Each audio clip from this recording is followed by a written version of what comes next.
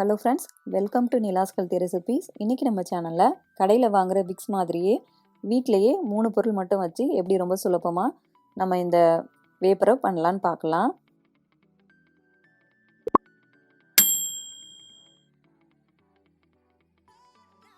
இதுக்கு நான் இன்றைக்கி 2 டீஸ்பூன் அளவுக்கு பச்சை கற்பூரம் எடுத்திருக்கேன். இது நாட்டு மருந்து கடைகளில் கிடைக்கும்.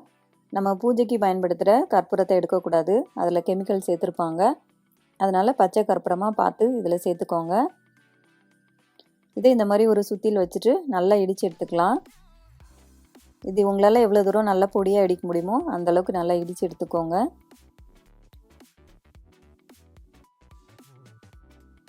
இப்போ இதை நல்லா இடித்தாச்சு.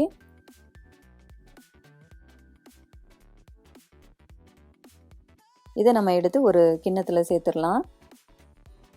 அடுத்த பொருள் தேங்காய் எண்ணெய் 1/4 கப் அளவுக்கு சேர்த்துக்கோங்க. இது நல்லா உறைஞ்சி போயிருக்கு, அதனால தான் இப்படி இருக்குது. அடுத்ததாக 2 டீஸ்பூன் அளவுக்கு தேன் மெழுகு, அதாவது பீஸ்வாக்ஸ்ன்னு சொல்லுவாங்க. இது கடைகளில் சில நேரம் பிளாக்காக இருக்கும். அந்த மாதிரி உங்களுக்கு கிடச்சிச்சின்னா நீங்கள் துருவிட்டு ஒரு 2 டீஸ்பூன் அளவுக்கு சேர்த்துக்கோங்க. இந்த பீஸ்வாக்ஸ் நம்ம எதுக்காக சேர்க்குறோன்னா, நம்ம கடையில் வாங்குகிற விக்ஸ் மாதிரியே கொஞ்சம் நல்லா கெட்டியாக கிடைக்கும். அதனால தான் இந்த பீஸ்வாக்ஸ் சேர்க்குறோம். இது ஆன்லைன்லலாம் கிடைக்கும்.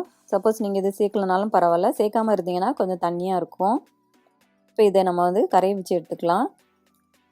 இதுக்கு ஒரு பாத்திரத்தில் தேவையான அளவுக்கு தண்ணி ஊற்றி நல்லா கொதிக்க வச்சுக்கோங்க. தண்ணி நல்லா கொதித்ததும் நம்ம இந்த கிண்ணத்தை இந்த மாதிரி உள்ளே வச்சுக்கலாம். இப்போ இந்த 3 பொருளும் எந்தவித கட்டிகளும் இல்லாமல் நல்லா கரையிற அளவுக்கு இதை நல்லா சூடு பண்ணிக்கோங்க.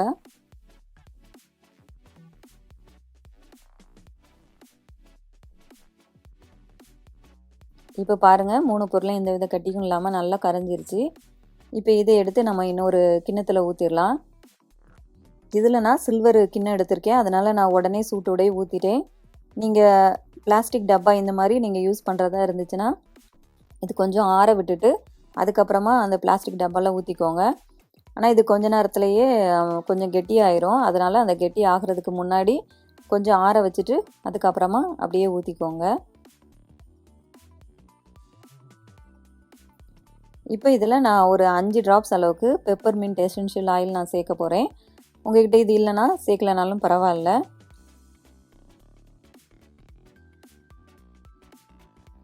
அடுத்ததாக ஒரு 5 ட்ராப்ஸ் அளவுக்கு யூக்லிப்டஸ் ஆயில் சேர்த்துக்கோங்க. நம்ம நீலகிரி தைலம் சொல்லுவோம்ல, அதுதான். அதில் ஒரு 5 ட்ராப்ஸ் சேர்த்துக்கோங்க.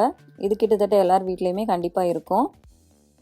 அதனால் இது ஒரு 5 ட்ராப்ஸ் சேர்த்துக்கலாம். இப்போ இது எல்லாத்தையும் நல்லா கலந்து விட்டுக்கோங்க. இது நல்லா ஆறட்டும். இது ஆற ஆற நல்லா கெட்டியாயிரும்.